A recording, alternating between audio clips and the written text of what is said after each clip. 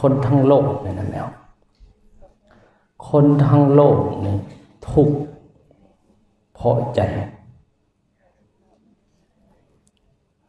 ทุกข์เพราะใจสุขเพราะใจว่ามีความทุกข์ก็เพราะใจมีความทุกข์ก็เพราะใจจิตของเฮาเนี่ยนะเมื่อมีอารมณ์นะแมวอารมณ์นะ